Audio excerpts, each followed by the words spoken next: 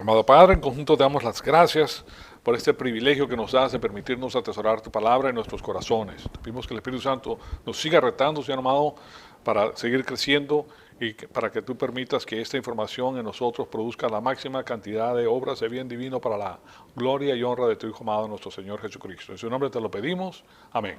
Bien, la lección número 157 del reino venidero es un tema bastante interesante porque dentro de varias cosas pues tiene que ver con el sistema cósmico, qué es lo que está haciendo Satanás con estos diferentes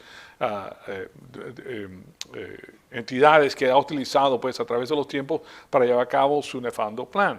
Dentro de esto estamos viendo que la levadura que leuda toda la masa se ha infiltrado en la iglesia y es un asunto que ha sido paulatinamente inyectado en la iglesia. Pues el crecimiento ha sido extraordinario, como lo estamos viendo hoy, y están logrando por medio de las cosas que ellos han propuesto su fin. Externamente tenemos lo que el mundo propone, pero internamente tenemos esta hermenéutica complementaria, que es la base fundamental de la cual ellos se apegan para abrir las escrituras de tal modo que ellos puedan inyectar pensamientos foráneos a la escritura. Okay, y eso es lo que están inyectando, pues es la levadura, y lo hacen de una forma muy paulatina, como lo deja saber la levadura en la masa, y claro, está cundiendo, pues expandiéndose por todos lados. Y de esta manera es que lo hacen, con la hermenéutica complementaria. Esta hermenéutica complementaria deja abierta la revelación bíblica acerca de los eventos del porvenir, permitiendo de esa manera que se le agreguen significados sutiles a ciertos versículos del Nuevo Testamento que no concuerdan con la revelación otorgada en el Antiguo Testamento y que conducen pues a la alegorización de la evidencia presentada en muchos de los capítulos escatológicos de la Biblia. Eso es muy importante porque de esa manera es que ellos permiten que estas cosas entren, utilizando una hermenéutica diferente. Y hemos visto pues que la iglesia es aquí para glorificar a Dios. Y la iglesia existe para edificar a los miembros de su propia iglesia y existe con el propósito de lograr el evangelismo mundial. A todas las personas que se puedan alcanzar, nosotros alcanzamos con el evangelio de la salvación, por eso tenemos la gran comisión. Y de eso no nos podemos escapar, señoras y señores. Yo sé que algunas personas pues piensan que de alguna manera se pueden escapar del asunto este de hacer el evangelio, pero a medida que vas creciendo espiritualmente te vas a dar cuenta de que el asunto de la evangelización es parte de lo que nosotros hacemos en el plan de Dios. Entonces, ahora lo que quiero hacer es pasar, primero debo hacer un pequeño arreglo aquí con lo que tengo, quiero pasar pues por lo que hemos visto hasta el momento. Hemos visto en las últimas clases la manía carismática y la teología del reino ahora. Todo está vinculado al reino ahora y eso tiene que ver con el asunto de que ellos dicen que Dios, que nuestro Señor Jesucristo, que es el Mesías, está gobernando desde el cielo en este momento a la iglesia. Entonces, el asunto de las señales y los milagros, hemos visto el evangelio de la prosperidad, hemos visto la teología del reino ahora y el movimiento anti-Israel, como han propuesto, incluyendo pues fundamentalmente personas que deben saber mucho más y mejor, que se han ido en contra del pueblo judío, y hemos visto la teología del dominio también y el dispensacionalismo progresivo.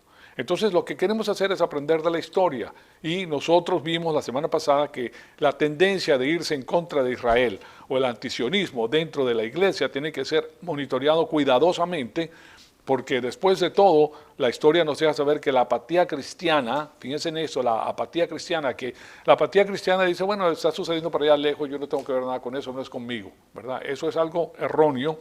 De hoy en día, pues concerniente al pueblo judío puede llegar a ser el antisemitismo de mañana. Nosotros sabemos que en la mirilla de Satanás está el pueblo judío, pero ahora mientras la iglesia está aquí, también es la iglesia la que está bajo la mirilla. Ahora nosotros sabemos que una vez que la iglesia sea retirada a través del rapto de la iglesia, vierte toda su fuerza en contra de Israel de nuevo Satanás.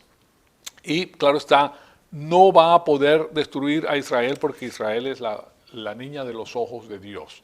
Y Dios va a proteger al pueblo de Israel. Ahora sí puede causar grandes estragos en contra del pueblo, pero finalmente Dios va a proteger a su pueblo y Israel siempre va a existir y va a gobernar el mundo entero. Entonces, finalmente, otra área de cambio en la vida de la iglesia que inevitablemente va a ser introducida por el advenimiento de esta teología del reino ahora, tiene que ver con el impacto natural que tiene esa doctrina sobre el tema de la soteriología, que es la doctrina de la salvación. Y tiene un impacto profundo y poderoso sobre esto. Y tenemos que ver este asunto entonces con la definición de lo que es la salvación del señorío. La salvación del señorío. Y el crítico de la salvación del señorío, como les dije la semana pasada, yo sé que a nosotros se nos olvidan las cosas porque esa es la tendencia normal. Yo les he comentado que una persona natural, normal, requiere 27, que se le repita una cosa 27 veces para que se le quede grabada, para que pueda ser parte de él. ¿Cómo sabes que sabes una cosa? Porque no se te olvida. ¿Okay? Así como el teléfono tuyo, el número de teléfono. Hoy en día las personas se olvidan su propio teléfono, pero si no se te olvida es porque ya lo tienes y no lo puedes perder. Yo, por ejemplo, tengo memorizado el número de mi seguro social. ¿Okay? Me lo memoricé y tengo memorizado el número de mi licencia de manejar. O sea que eso son cosas que ya no se te olvidan, están memorizados, están en el disco duro y es muy difícil pues de que tú pierdas esa información. De esa manera sabes que sabes. Ahora, si tú se te hace una pregunta acerca de un tema y tienes que darle la vuelta al disco varias veces para ver si encuentras la información, entonces no la tienes arraigada completamente. Y por eso en los estudios que se han hecho, 27 veces, repetir 27 veces una cosa para que se inculque en nuestro corazón. A un genio solamente se requiere 3 veces. Es una persona que tiene una capacidad de absorción informativa tremenda y que se le queda grabado fácilmente la información. Estas personas son especiales, claro está. Entonces, veamos lo que es la definición del señorío. El crítico de la salvación del señorío, que es el doctor Robert Lightner, que vivió hasta el año pasado, murió, define esa aberrante doctrina de la siguiente manera. Y de nuevo les digo que esto se los puse la semana pasada, pero aquí lo repetimos. Dice, la salvación del señorío se refiere a la creencia que dice que el pecador que quiere ser salvado, o sea, todavía no ha creído en el Señor Jesucristo, ¿verdad? Quiere ser salvado, no solamente tiene que creer en Cristo como el sustituto por su pecado, sino que además también tiene que rendir todas las áreas de su vida al control completo de Cristo. Ahora, ustedes comprenderán que una persona que recién comienza no sabe ni siquiera de qué se trata. Conoce a Cristo, sabe que es por la fe que entras, pero ahora le están agregando algo adicional. Y generalmente lo dicen de esa manera, cree en Cristo y deja de pecar. O sea, eso es aquí le llaman un oxymoron, no sé cómo se le dice en español, cómo se dice, pero un oxymoron es una cosa que se descalifica a sí misma, ¿verdad? ¿Por qué? Porque tú no le puedes decir a un pecador que deje de pecar. ¿Okay? Le puede decir deja de pecar, pero no va a dejar de pecarlo. O sea, Dios sabe, porque Dios lo dice y sabe que no va a dejar de pecar, porque tiene la naturaleza pecaminosa y la batalla siempre existe. Entonces, tú no le puedes decir a una persona que ni siquiera tiene suficiente conocimiento de la palabra de Dios que deje de pecar. Porque imagínate, entonces tiene que dejar todo en su vida. Pero para dejar las cosas malas en tu vida tienes que tener algo nuevo. Y sí puedes disminuir esa incidencia de pecado cuando tú amas a Dios. Pero para amarlo lo tienes que conocer. O sea que tienes que reemplazar lo viejo con lo nuevo. Y lo nuevo es la palabra de Dios que te da las nuevas normas y principios. Y aún así vas a tener batallas en tu corazón. Entonces es algo interesante. Esa es la definición que da Robert Lightner de lo que es la salvación del señorío. Entonces la salvación del señorío es que tienes que hacer el Señor sobre todas las cosas de tu vida para poder ser salvo. ¿Okay? Imagínense lo difícil que es eso. Y eso causa un tremendo problema dentro de la iglesia. Es parte de esa levadura. Entonces, y no vayan a creer que recién ahora, porque también bajo el fariseísmo, el judaísmo, también ellos exigían cosas extraordinarias. Es más, no solamente tenían lo que tenía la palabra de Dios, esos 39 libros que se consideraban como la palabra de Dios, sino que ellos le agregan 600 y pico leyes adicionales para mantener al pueblo judío en jaque, pues básicamente. Y ahí no había gozo, porque si eras una persona que te dedicabas a Dios, tenías que estar tan cuidadoso de todas las cosas, que era muy difícil. Y además eso tenías que aprender todas esas cosas que tenías que hacer o no tenías que hacer. Entonces, veamos entonces los problemas con la salvación del señorío. El motivo por el cual les doy esta información es porque recuérdense que nosotros no solamente somos sacerdotes del Dios Altísimo, que nosotros nos presentamos ante la presencia del Señor por nuestra propia causa, pero también somos embajadores aquí en la faz de la tierra. Y como embajadores nosotros tenemos que saber cuál es la política que existe en la faz de la tierra y también tenemos que saber lo que está haciendo Dios a través de nosotros y descubrir estas cosas que se han infiltrado dentro de la iglesia. Entonces fíjense que la semana pasada notamos que la salvación del señorío introduce por lo menos 5 problemas en la vida de la iglesia. La semana pasada comenzamos a ver uno de ellos, pero son 5 problemas que son graves. Primero, la salvación del señorío cambia el corazón mismo del evangelio, que solamente requiere la fe de un niño para que el creyente perdido sea justificado con Dios. Crees en el Señor Jesucristo y eres justificado. Ya ustedes, yo les he puesto en el pizarrón lo que es la justificación. La justificación es recibir la rectitud de Dios por medio de la fe en el Señor Jesucristo. Es algo que no te puedes ganar, solamente Él te la puede dar cuando tú crees en lo que Él hizo a favor tuyo, que es enviar a su Hijo que no tenía pecado para ir a la cruz para pagar por tus pecados como sustituto tuyo. De esa manera recibes la rectificación o justificación. Entonces, de nuevo, esta salvación del señorío cambia la fe, cambia el corazón mismo del Evangelio y que solamente requiere la fe de un niño para que el creyente perdido sea justificado con Dios. Ahora, en el Nuevo Testamento existen entre 150 y 200 pasajes que singularmente condicionan a la salvación de una persona perdida en la fe y solo en Cristo. O sea, eso es lo que nos deja saber la Escritura. Solamente creyendo en el Mesías tiene salvación, porque ese es el sustituto, es el que hizo la obra, el único que calificaba para cumplir la ley mosaica. De otras maneras, tienes que cumplir la ley mosaica. ¿Puedes cumplir la ley mosaica? No. Entonces vas a estar condenado eternamente, porque no la puedes cumplir. El único que la pudo cumplir fue el Señor Jesucristo. Entonces Él es el Hijo de Dios que tiene las normas perfectas de Dios y lo puede hacer, y nosotros simplemente confiamos en lo que Él hizo. Entonces, el único sacrificio que le interesa a Dios es el sacrificio de su Hijo perfecto, del Cordero de Dios que quita el pecado del mundo. ¿Me cuenta? No lo tuyo. ¿Okay? Nosotros somos billones de personas y ninguno de nosotros puede hacerlo. Entonces, claro, hay versículos bíblicos que hablan de esto, y dentro de esto se encuentra Juan 3:16. Porque de tal manera amó Dios al mundo, que dio a su Hijo, nacido de forma única, ahí dice unigénito, pues nacido de forma única, ¿verdad? Para que todo aquel que en Él crea no se pierda, mas tenga vida eterna. En otras palabras, el que cree en Él tiene vida eterna. Y eso es algo que nosotros necesitamos. Y también la semana pasada les decía Juan 6, 28 al 29, también les decía Hechos de los Apóstoles, capítulo 16, versículo 31, y les decía Romanos 1, 16. Entonces es algo maravilloso pues lo que se encuentra en la Biblia referente a la salvación. Ahora, el asunto es que creer en el Señor Jesucristo es sinónimo de fe o confianza, porque ahí dice el que cree en el Hijo, ¿verdad? Y es la fe en el Señor. Y esto que les estoy diciendo está de acuerdo con el diccionario expositivo del Antiguo Testamento de Vine, que es un famosísimo por la cantidad extraordinaria de cómo él ha penetrado. Bueno, no es uno solo, son varios eruditos, como penetran el griego antiguo y llegan a estas definiciones, ¿ok? Y ahí tenemos entonces la definición que también se las puse la semana pasada. La palabra es pistúo, ¿okay? Pistúo, que quiere decir creer, también ser persuadido de, y de ahí depositar confianza en. Confiar significa en el sentido de la palabra confiar en, no simplemente creer, es confiar en la palabra creer. Pistúo contiene no solamente creer, sino confiar en la persona que tú crees. Entonces, se encuentra más frecuentemente en los escritos de Juan, que es el que presenta la deidad de Cristo, ¿verdad? Especialmente en su evangelio. Nosotros vemos que él no utiliza pues el nombre, él utiliza el nombre, perdón. De los escritores de los evangelios, Mateo utiliza el verbo 10 veces, Marcos utiliza 10 veces el verbo y Lucas 9 y en Juan 99 veces.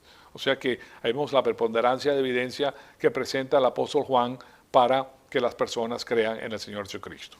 Entonces, en el momento que una persona perdida, cuando hablamos de persona perdida, una persona que no ha sido salva, la persona perdida es la persona que es conocida como súquico, se recuerda la palabra almático o animático, ¿verdad? Que solamente funciona con su cuerpo y su alma, porque no ha nacido espiritualmente. Ese es el hombre natural que le dice. En el momento que esa persona perdida, que es el hombre natural, que solamente tiene alma y cuerpo, ejercita su fe en el Señor Jesucristo, ese es el momento de su salvación. Entonces, por eso les quiero poner aquí a Romanos 4, 1 al 5. Fíjense lo que nos dice. ¿Qué diremos entonces que halló Abraham, nuestro padre, según la carne? Fíjense que es Abraham nuestro padre, porque ya nosotros estamos vinculados con Abraham, con la semilla de Abraham. ¿Okay? Recuerden que Abraham es el padre de la raza judía. Ahora, a través de la fe, nosotros somos vinculados con él. Porque el judío que no cree en el Mesías no tiene vida eterna, y la vida eterna es un requisito para tener la vida con el Mesías, la vida eterna. ¿Okay? La justificación es lo mismo. Entonces, porque si Abraham fue justificado por las obras, tiene de qué jactarse, pero no para con Dios. Ahora, en la época que él no estaba con la ley mosaica. A Abraham no se le había dado la ley mosaica se la dio a Moisés, pero él también hacía obras, ¿verdad? Hay una ley pre-mosaica, que es la ley que existía cuando Abraham vivía, y todo lo que él tenía en esa época fue incorporado a la ley mosaica. Entonces, ¿por qué? ¿Qué dice la Escritura? Y creyó Abraham a Dios y le fue contado por justicia. Ahí tienen ustedes la salvación por medio de la fe. Ahora creó en Dios, en las promesas divinas, porque todavía el Mesías no había venido. O sea, no se sabía quién era el Mesías, se sabía que iba a venir de la familia de Judá, pero no se sabía quién era. Entonces, esa era la manera en que se hacía, tenía que ser por medio de la fe. Ahora bien, al que trabaja, el salario no se le cuenta como favor, sino como deuda, lógico. Si tú trabajas 12 horas y después te va a hacer el favor de pagarte, no, me vas a pagar lo que me debes. ¿Verdad? Entonces, más el que no trabaja, pero cree al que justifica al impío, su fe le cuenta por justicia. O sea, recuérdense que el asunto es que Jesucristo pagó por todos los pecados de la raza humana, de los incrédulos y de los creyentes. Todos los pecados, pasados, presentes y futuros, los pagó Él. ¿Por qué no entra entonces el incrédulo al cielo? Porque para hacerte de la oferta, del regalo de la salvación, tienes que creer en el Señor Jesucristo, no para el perdón de tus pecados ya, porque Él ya los pagó, sino para recibir la rectitud de Dios, la justicia de Dios, porque esa se requiere para tener el vínculo eterno con Dios, la rectitud perfecta de Dios, imputada a ti. ¿Se dan cuenta de la diferencia? Entonces, si existiera algún tipo de acción más allá de creer que el hombre tuviera que hacer, entonces la salvación llega a ser algo que nosotros hacemos en vez de lo que Dios hace. Que la salvación es un regalo de Dios. Nosotros no podemos hacer nada, nosotros somos unas cosas insignificantes, señoras y señores. En estos momentos hay casi 7 billones de personas en la faz de la Tierra, y la Tierra tiene un diámetro de 7.000 millas nada más, y es un planetita que comienza a echar atrás el telescopio. El telescopio, ¿verdad? Y lo ves más chiquito cada vez. 9 planetas alrededor de un sol pequeñito, le caben 1 millón de tierras al sol, hay soles que le caben 1 millón de soles. Cuando hablamos de la Vía Láctea, que es a la cual nosotros pertenecemos, estamos hablando de una cosa insignificante. Y como esas galaxias existen 600 billones de galaxias hechas por el Señor. O sea que nosotros somos una cosa insignificante y Dios hizo todo eso, señoras y señores. Entonces tenemos que ver la escala de las cosas, que nosotros no podemos hacer nada para ayudar a Dios a salvarnos. No podemos, nosotros no podemos ofrecer nada. ¿Que tu comportamiento qué significa? ¿Ves? Entonces, claro está, en otras palabras, bajo el modelo de la salvación del señorío, que es lo que estamos viendo, rendirse o comprometerse llega a ser una obra que uno hace para ganarse la salvación, a pesar del hecho de que la Escritura es clara en dejarnos saber que la salvación no es por medio de las obras. Y eso es lo que utilizan la mayor parte de las iglesias el día de hoy. La gran iglesia exige y dice que no es por la fe nada más. Por eso fue que Martín Lutero puso su exposición, porque ellos no creían en la fe, ellos creían en la fe más las obras. ¿Se dan cuenta? Para que tú puedas ser salvo y mantener tu salvación, como si fuera de ellos, como si la iglesia te hubiera dado a ti la salvación. Pero la iglesia no te dio la salvación. ¿Quién vino primero? ¿Jesucristo o la iglesia? Jesucristo el que dio la salvación, no la iglesia. La iglesia pone cosas para mantener, pues, desde esa época está metiéndose la levadura, señoras y señores, desde esa época, y está cundiendo, pues, por todos lados. Entonces, permítanme ponerles estos versículos bíblicos para que ustedes se den cuenta. Clarísimo, este es el apóstol Pablo, ¿verdad? En sus epístolas, que está dando a nosotros esta información tan sublime, pues. Porque por gracia han sido salvados por medio de la fe. Tú crees en el Señor Jesucristo y eres salvo. Y esto no es de ustedes, dice, sino que es un regalo de Dios, no por obras para que nadie se gloríe. O sea que nadie se puede gloriar de lo bueno que soy y Dios me tiene que ver a mí porque yo he hecho tantas cosas por la iglesia, por el que me tiene que dejar entrar. Es más, lo exijo. ¿Se dan cuenta de la... Bueno, entonces, pero, ¿qué nos dice la Escritura en Isaías 64:4? Todos nosotros somos como el inmundo, como trapo de inmundicia. Esto es trapo sucio de menstruación, señoras y señores. Eso es lo que significa eso que tienen ahí. Como trapo sucio de menstruación, todas nuestras obras justas. Cuando venimos a vindicarnos ante los ojos de Dios, ¿qué le estamos trayendo con nuestras obras justas? Un trapo sucio de administración. Con esto me deja entrar. ¿Se dan cuenta de lo vívido que es el hebreo cuando nos representa estos asuntos? Y después dice, todos nos marchitamos como una hoja y nuestras iniquidades como el viento nos arrastra. ¿Okay? O sea que esto, todo lo que dice es absolutamente verdadero, porque la carne te arrastra. Una vez que la persona se fija en los deseos de la carne, pues se olvida de todo. Es como si le pusieran al caballo las orejeras y no puede ver más nada. Se pone como rayo láser. Y después que pasa la marea, entonces viene la confesión y viene el arreglo y viene el asunto, y etcétera, etcétera, etcétera. Pero nosotros somos así. Y el asunto de que nos marchitamos, pues yo lo he visto en el espejo, no me lo tienen que decir porque ahí está. ¿Okay? Entonces, además Dios ha diseñado la salvación específicamente para que el principio de la jactancia humana sea eliminado. Dios no quiere que nadie se jacte, que es una cosa maravillosa. ¿Y quién es el que nos deja saber eso? También el apóstol Pablo dice, pero ahora, aparte de la ley mosaica, cuando habla de la ley, habla de la ley mosaica, la justicia de Dios ha sido manifestada, atestiguada por la ley y los profetas. O sea, eso lo dejó saber en el Antiguo Testamento porque todo reside en el Antiguo Testamento. Recuérdense que al judío se le dio toda la información, ¿okay? En ellos se depositó, ratificada por la ley y los profetas. Es decir, la justicia de Dios por medio de la fe en el Señor Jesucristo. Ahí pues, miren el cuadro que yo les hago, está la justicia en la parte de arriba, esa tubería por medio de la cual llega la rectitud de Dios al ser humano. Y ese es lo que nosotros tenemos. Y dice, a todos los que creen, porque no hay distinción para todos, y dice, por cuanto todos pecaron y no alcanzan la gloria de Dios.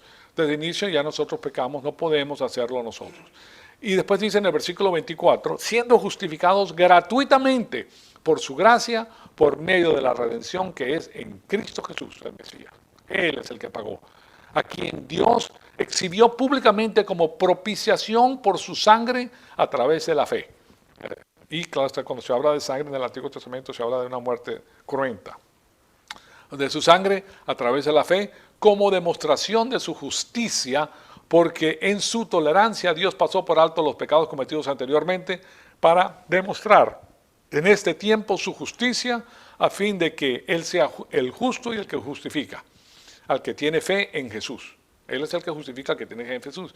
¿De dónde está pues la jactancia? Queda excluida. Nadie se puede jactar de lo bueno que es ante Dios, porque no hay ninguno solo bueno, dice la palabra. No hay uno bueno, así dice la palabra de Dios. ¿Y por cuál ley fuimos hechos? ¿Por la ley de las obras? No, sino por la ley de la fe. Porque concluimos que el hombre es justificado por la fe, aparte de las obras de la ley mosaica. ¿Okay? Y la ley mosaica es perfecta. O sea, él no está diciendo que la ley es mala, pero la ley es perfecta. Pero nadie va a ser justificado por la ley mosaica porque nadie puede con la ley. Nadie, no es imposible, no puedes. Hay muchas cosas que tú no puedes hacer. Entonces, también vemos que en Romanos 4:2, porque si Abraham fue justificado por las obras, tiene de qué jactarse, pero no para con Dios. ¿Okay? Con Dios no se puede jactar. ¿Se dan cuenta? O sea que la Escritura es muy, pero muy clara en este asunto de que nosotros entramos por la gracia de Dios. Y lo demás es levadura, lo demás es mentira, lo demás está siendo inyectado en la iglesia para mantener a las personas aterrorizadas, quiero que lo sepan. Porque la persona que cree que puede perder la salvación va a servir al Señor por miedo. ¿Okay? Porque yo voy a perder la salvación y yo no quiero perder la salvación, porque imagínate, porque si eso es lo que se requiere, si la persona, fíjense lo que sigue lógicamente. Si tienes que dejar todas las cosas para la salvación, entonces, ¿cuánto tiempo vas a poder lograrlo? Ustedes saben que nosotros somos como el yo-yo, entramos y salimos, a veces nos olvidamos porque tenemos cosas que hacer y nos enfocamos en lo que estamos haciendo y nos olvidamos de Dios. ¿Verdad? Entonces la persona después dice, caramba, tengo que regresar, ¿estoy haciendo las obras o no estoy haciendo las obras? ¿Estoy salvo o no estoy salvo? Entonces ya el gozo de lo que es la felicidad, de saber que tiene la vida eterna, se te esfumó porque estás tú ahora pendiente de mantener la salvación, cosa que tú no puedes hacer. Tú no puedes mantener la salvación, así como tú no la puedes adquirir por tus propias obras. Entonces eso elimina todo ese problema y la problemática tan grande que inyecta la religión dentro de la cristiandad. Entonces, así vemos entonces que es algo maravilloso. Aun si la persona que no ha sido salvada puede hacer algo para merecerse la salvación más allá de la simple fe, tal como comprometerse o rendirse, entonces él ha contribuido al proceso de la salvación. Y así tiene algo que jactarse. Pero Dios no puede permitir que eso suceda, dado el hecho de que Él rechaza al orgullo de cualquier tipo. ¿Okay? Porque el orgullo, que es la arrogancia, es el pecado de Satanás. Eso es lo que Satanás quiere hacer. Él quiere enseñar a Dios lo bueno y maravilloso que Él es como Dios y no Señor. Entonces, la salvación por medio del señorío, entonces, pervierte esa orden divina haciendo de la salvación algo que nosotros hacemos por Dios en vez de algo que Dios hace por nosotros. Cristo es el que salva en vez de nuestro compromiso o rendimiento. Entonces ese es el primer punto. Fíjense que tenemos estos 5 puntos que les quedan son como, no vamos a decirle pellejo, pero como páginas que se van quitando, o sea, como la cebolla que tiene capas. Esa es una capa que desmantela pues lo que ellos proponen a través de ese sistema. El segundo punto es el siguiente. La salvación del señorío pone un requisito imposible sobre una persona que no ha sido salva. La persona que no ha sido salva está muerta en sus transgresiones y pecados, sus delitos y pecados. ¿Y quién nos deja saber eso? Bueno, la palabra de Dios. Él les dio vida a ustedes que estaban muertos en sus delitos y pecados. ¿Qué puede hacer una persona muerta? Nada. No puede hacer nada. Esto es, tú estabas muerto. Tú no puedes hacer nada. Espiritualmente tú no puedes hacer nada. Absolutamente nada. Humanamente hablando, podías hacer una religión, pero no podías ser salvo. Y por eso son incapaces de hacer algo que tenga valor espiritual, tal como obedecer o someterse o renunciar o cosas similares que tienen que ver con el ámbito espiritual. No pueden, pues si no ni siquiera están muertos. Entonces, al hacer de las cosas, de las otras añadiduras, pues las condiciones para la salvación, en vez de la simple fe, al incrédulo se le ponen obstáculos que para él son insuperables, no lo puede hacer. Va a tratar, porque sabe, pues tiene en su corazón que desea conocer a Dios, pero va a tratar, pero no va a poder. O sea, no importa. ¿Qué pasa? Que esa persona se la va a pasar frustrada. ¿Por qué? Porque no puede. Simplemente no puede. ¿Qué pasa cuando tú no puedes lograr algo que quieres? Te vas a frustrar. Una frustración. Antes de frustrarte te vas a deprimir, te vas a frustrar, después te va a dar ira. O sea, un proceso por el cual pasa el ser humano cuando suceden esas cosas. Entonces, los perdidos solamente son capaces de hacer solo una cosa que es agradable al Dios Santo: creer en su provisión para la salvación, creer en el Cordero que Él proveyó para la salvación, que es el Señor Jesucristo. Bien, entonces fíjense que es muy interesante porque cuando nosotros tenemos esta información, comenzamos a sentir esa paz de saber que Dios hace las cosas. Todo lo ha provisto Él. Nosotros no podemos proveer nada. Ya esto está hecho por el Dios omnisciente, omnipotente, que no puede mentir. Él es veraz en todas las cosas. Entonces nosotros tenemos una certeza extraordinaria que nadie nos las puede quitar. Y esa certeza nos da una felicidad extraordinaria, porque la felicidad es el fruto del Espíritu. Y también te da ¿qué? Amor por Dios, de ver todas las cosas que Él ha hecho por ti. O sea, ¿lo vas a amar? Claro que sí. ¿Te vas a sentir felicidad? Como nunca. Entonces, ¿qué podemos hacer, fíjense ustedes, con los numerosos mandatos bíblicos para los perdidos de arrepentirse? Tales como, por ejemplo, Hechos de los Apóstoles. Aquí les voy a poner a los Hechos de los Apóstoles, versículo 2, capítulo 38, que dice lo siguiente. Y Pedro les dijo: arrepiéntense. La palabra que utiliza es metanoeo. Meta es cambio, noeo es mente. Cambiar de manera de pensar. No es arrepentirse de los pecados, como muchas personas que dan el Evangelio lo dicen. Arrepiente de tus pecados y serás salvo. No, eso no es lo que dice. Cambia de manera de pensar acerca de quién es Cristo, ¿verdad? Para que tú seas redimido. Y sean bautizados cada uno de ustedes en el nombre de Jesucristo para el perdón de vuestros pecados. Y recibirán el don del Espíritu Santo. ¿Se dan cuenta? Entonces ahí no hay que agregarle nada. Y también en Hechos de los Apóstoles 17:30. Por tanto, habiendo pasado por alto los tiempos de la ignorancia, y recuérdense que aquí se le está predicando al pueblo de Israel. Lo están diciendo al pueblo de Israel. Mira, estas son cosas claras ya para la iglesia también, porque se vincula la iglesia, pues va terminando Israel y va comenzando la iglesia. Por tanto, habiendo pasado por alto los tiempos de ignorancia, Dios declara ahora a todos los hombres en todas partes que se arrepientan, que cambien de manera de pensar. Le está diciendo al pueblo de Israel: metanoeo. O sea, ellos sabían de qué se trataba. Metanoeo. Cambien de manera de pensar acerca de este Señor que crucificaron, porque ese es el Mesías. ¿Se dan cuenta? Entonces, eso es lo que Él les está diciendo. No que arrepientan desde su pecado, porque ellos saben que pues, nosotros no dejamos de pecar, aunque te arrepientas, ¿verdad? Entonces, también en 2 de Pedro 3:9 nos dice, el Señor no se tarda en cumplir su promesa, según algunos entienden la tardanza, sino que es paciente para con ustedes, no queriendo que nadie perezca, sino que todos vengan al arrepentimiento, al cambio de manera de pensar acerca de quién es el Mesías. ¿Se dan cuenta? El arrepentimiento es metanoeo, que es metamelomai. Metamelomai es sentirse, cuando tú cometes una acción que es mala, te sientes, no es el arrepentimiento, lo entendemos como arrepentimiento, pero es casi como remordimiento de lo que de lo que acabas de hacer. Te remuerda la conciencia porque, oye, ¿qué fue lo que hice? Pero en este caso no está hablando de eso, está hablando de metanoeo, no metamelomai. Entonces, la palabra griega, traducida arrepentir, metanoeo, es una palabra compuesta que viene de dos palabras griegas, meta y noeo. ¿Okay? Meta significa cambio, así como se utiliza la palabra metamorfosis o metamorfosis, metabolismo, metastizar. Cuando se metastiza el cáncer es porque se difunde por todos lados, ¿verdad? Mientras que noeo, hay un cambio, la metastación hace un cambio en el cuerpo. Mientras que noeo significa percibir. Y de la palabra noeo tenemos la palabra noción.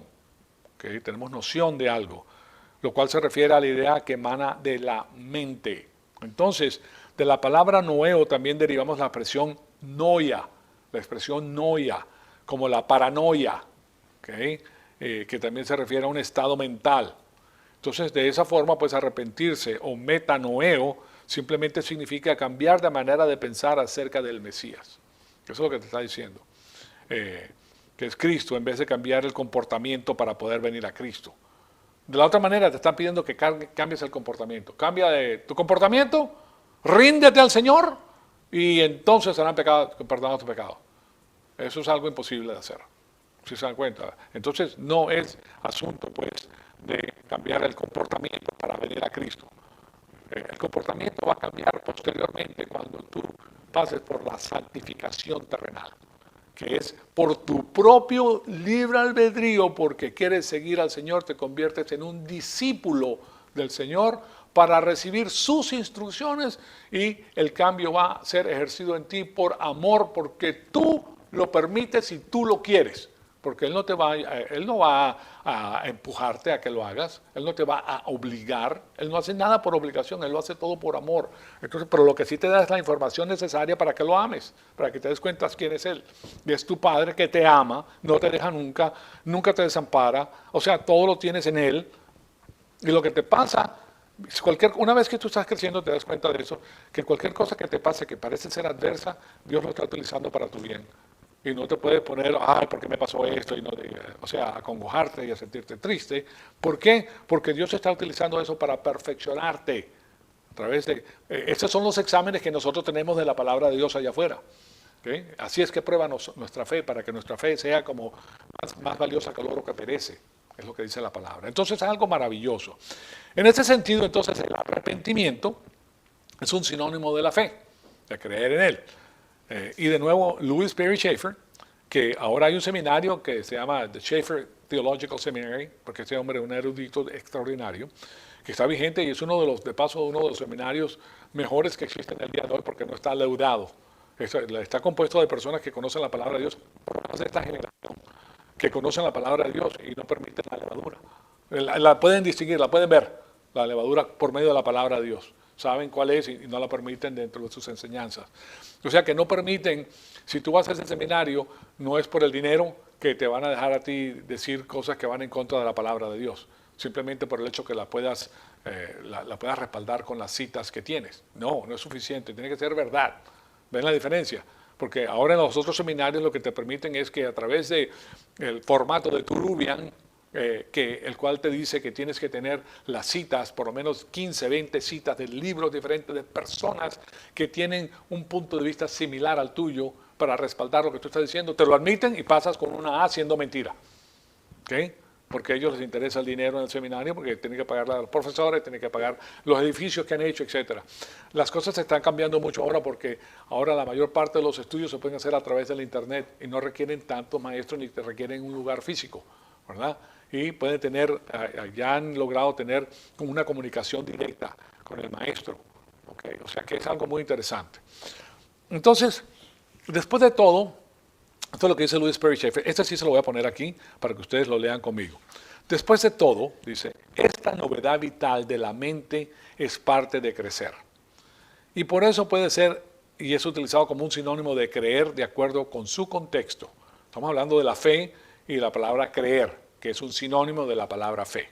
Entonces, en Hechos de los Apóstoles 17:30, él dice, por tanto, habiendo pasado por alto los tiempos de ignorancia, Dios declara ahora a todos los hombres en todas las partes que se arrepientan, que cambien de manera de pensar.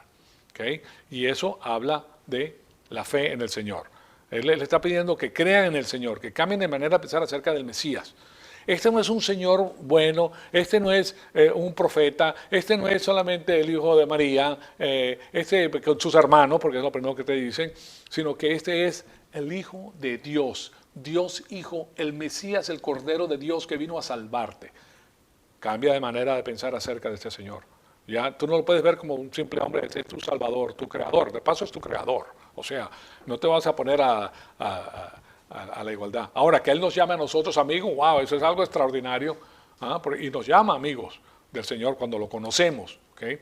Y después en Hechos de los Apóstoles 20:21 dice, testificando solemnemente, tanto a judíos como a griegos, del arrepentimiento, del metanoeo para con Dios. Ese es el arrepentimiento para con Dios, la cambio de manera de pensar para con Dios. Y de la fe en nuestro Señor Jesucristo. ¿Okay? Eso es de lo que se trata. Y después en Hechos de los Apóstoles 26:20, como lo pueden ver ahí, dice lo siguiente. Sino que anunciaba primeramente a los que estaban en Damasco, y después en Jerusalén, y después a toda la región de Judea, y aún a todos los gentiles que debían arrepentirse, metanoia, y volverse a Dios. Cambiar de manera de pensar y volverse a Dios. Pero ahí no habla de pecado, señoras y señores. ¿Me explico? Lo que pasa es que ellos lo han convertido en pecado, que te arrepientas de tus pecados. ¿Okay? Porque son personas antes que predican es que ni siquiera sabían lo que era el griego. Entonces, y volverse a Dios haciendo obras dignas del arrepentimiento, ¿okay? Del cambio de manera de pensar. Entonces, después en este próximo diapositiva, dice, en Romanos 2:4 dice, o tienes en poco las riquezas de su bondad, tolerancia y paciencia, ignorando que la bondad de Dios te guía al arrepentimiento, al cambio de manera de pensar. ¿Okay? ¿Se dan cuenta? Y después en 2 de Timoteo 2:25, corrigiendo tiernamente a los que se oponen, por si acaso Dios le da el arrepentimiento, el cambio de manera de pensar que conduce al pleno conocimiento de la verdad. Cambias de manera de pensar y ahí tienes la verdad, porque Jesucristo es la verdad, Él es la verdad absoluta.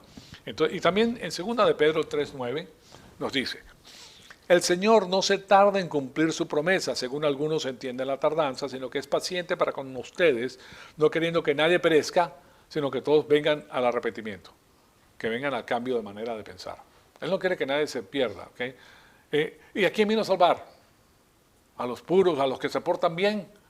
No, a los pecadores. O sea, que Él no está pidiendo que eso pase. El cambio del comportamiento procede después del cambio mental. ¿El cambio de qué? De la programación divina en tu corazón. Por eso es tan importante que nosotros vengamos a conocer al Señor. Benditos aquellos que vienen a conocer la palabra de Dios. Porque estos son los que tienen las riquezas de su palabra. Estos son los sabios. ¿Okay? Entonces, sin embargo, dice Schaeffer, el arrepentimiento no puede ser añadido a creer como una condición para la salvación. Debido a que más de 150 pasajes de la Escritura condicionan a la salvación con solo en creer. Entonces, este fue el segundo punto, que es muy importante. Este asunto de la levadura que leuda toda la masa, entonces, es muy interesante para nosotros y la tenemos que conocer. Eso es lo que hacemos.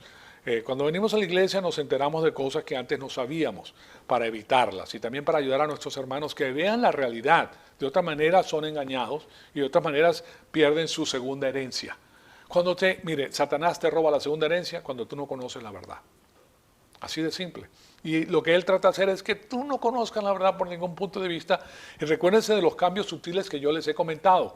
Cuando se habla de la dialéctica religiosa, tienen que ser cambios muy sutiles. Aquí el cambio sutil es la traducción de la palabra metanoeo en arrepentirse, dándole la otra connotación. ¿Se dan cuenta? De arrepentirse de los pecados. Cuando ahí no tiene que ver nada con los pecados, ahí lo que está hablando es de quién es Cristo. Cambia de manera de pensar acerca de quién es Cristo. Pero si le cambias el significado de la palabra, ya cambiaste la definición.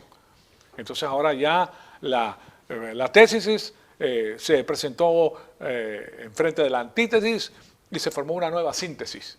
Y ahora viene la palabra diluida para formar el nuevo punto de arranque. Y ya se diluyó aquella persona que creyó eso. ¿Okay?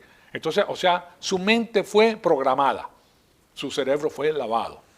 Entonces, la salvación del señorío, que es lo que estamos viendo en estos momentos, que está vinculado con la proposición del reino ahora, ¿verdad? Que el Mesías está gobernando el mundo desde el cielo en estos momentos, que está gobernando a la iglesia y al mundo, porque eso es lo que dice, que el mundo ya está bajo el poder de Dios. Entonces, esas son cosas que van a suceder en el milenio, no ahora. Pero si son ahora, esto se convirtió en un zafarrancho, que ahora todo el mundo va a hacer lo que quiere. Fíjense lo que ocurre entonces, bajo el tercer punto. La salvación del señorío ignora la posibilidad del creyente carnal. La salvación del señorío no cree que hay un creyente carnal, o lo ignora.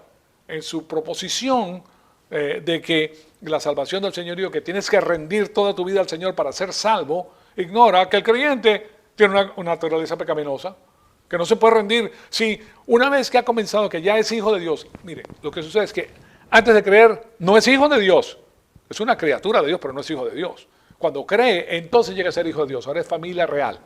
Si antes, imagínenselo, si antes no podían con su naturaleza pecaminosa, ¿verdad? O rendir todo lo que tenían, porque ni siquiera conocían, porque estaban muertos espiritualmente, ahora que están adentro lo pueden hacer, después que sean salvos. Pero tiene que pasar por un proceso completo de endoctrinación.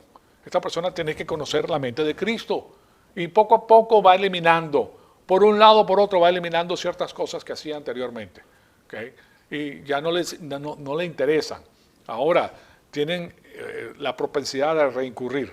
Por ejemplo, el sexo es una de esas cosas, que el sexo, tú cuando te sientes bien, que no hay problema, pues sí puedes contra el sexo. Sí puedes contra eso, pero cuando viene la represa y se llena y pasan, por la mente pasan visiones y cosas, y uno y comienza las piernas a flaquear y comienza a ver, y la persona cede, que pierde esa pequeña batalla. Pero ya cuando llegas a edad más avanzada, ya ese problema se va disminuyendo. Y si tienes la palabra de Dios, ni te interesa ni has perdido gran cosa.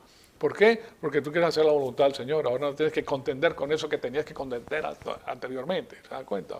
O sea que hay muchas cosas buenas dentro de eso. Pero eso no significa que tu naturaleza pecaminosa ahora está sana y salva. Porque ahora vienen otras cosas que te van a afectar. Como lo que tienes en tu mente. Como juzgar. ¿Okay? Pues resulta que si la persona llega a cierta edad ya no hace pecados de la carne, ya el sexo no es gran cosa para él. Pero entonces ahora, como él ya no lo hace, entonces ve a los jóvenes y ¿cómo es posible que hagan eso? Pero un momento, tú antes fuiste joven, se te olvidó. Bueno, eso es parte del proceso mental que se te olvida, que tú fuiste joven alguna vez, ¿verdad? Entonces, pero estás juzgando, y el juzgar es un pecado. O sea, estás haciendo lo que la carne quiere que tú hagas. Entonces, todo eso tenemos que tener en mente para no jactarnos que nosotros somos una maravilla, que hemos llegado a la cúspide. Nadie llega a la cúspide. A la madurez puedes llegar, pero eso no significa que ya no vas a ir al baño. O sea, ¿me explico? Más fácil no se lo puedo decir. Ahora tengo 80 años y ya no voy al baño. Sí, ¿verdad? Bueno, entonces esta salvación del señorío ignora la posibilidad de un creyente carnal, de que el creyente puede estar en la carne. Y después de todo, si el compromiso y el sometimiento a Cristo es un requisito inicial para la salvación, entonces no hay tal realidad como un creyente carnal. ¿Verdad? Esa señoría de la salvación Si es por medio del señorío de la salvación, nadie se salva. Y eso precisamente es lo que quiere tener ese sistema. Poner a la gente bajo el yugo que tiene que seguir todos los pasos eclesiásticos para que se salve. Y si no, no sabe que se va a salvar. Tienes que someterte al cura, tienes que someterte a las personas que están dirigiendo la orquesta, ¿okay? Porque eso sí saben. Y como tú no puedes, entonces caí otra vez, y caí otra vez, y caí otra vez. ¿Ah? Y se llaman zancadilla, porque a cada rato caes, caes y caes, caes. ¿Verdad? Eso es lo que tenemos que tener en mente. Aún así la Biblia contiene pues numerosos ejemplos de creyentes carnales. Por ejemplo, Lot, que es llamado justo 3 veces. ¿Okay? Cuando la Biblia te dice justo es porque era una persona que ha sido justificada por la fe. Como yo se les he puesto en el cuadrito ese que les pongo en el pizarrón. Pero veamos lo que dice Pedro. Segunda de Pedro 7, del 7 al 8. Fíjense, si rescató al justo Lot, abrumado por la conducta sensual de los hombres libertinos. Y después dice en el versículo 8, porque este justo, por lo que veía y oía mientras vivía entre ellos, diariamente sentía su alma justa, atormentada por sus hechos inicuos. ¿Okay? Fíjense por lo que él está pasando. Él está pasando por un proceso muy difícil. Él mismo exhibe cierto comportamiento, ¿okay? El cual vamos a ver en la segunda clase. Porque en la segunda clase yo les voy a dejar saber cuál es el comportamiento de esta persona. Y vamos a regresar a este versículo 3, la salvación del señorío, ignorando la posibilidad del creyente carnal. Concluimos ahí. Amado Padre, te damos las gracias por el privilegio que nos has dado de escuchar tu palabra. Te pedimos que el Espíritu Santo nos siga retando, Señor amado, para seguir creciendo, para conocer estas cosas que son tan importantes para nuestra vida espiritual y para que nosotros podamos glorificar a tu Hijo amado, nuestro Señor Jesucristo. En su nombre te lo pedimos. Amén.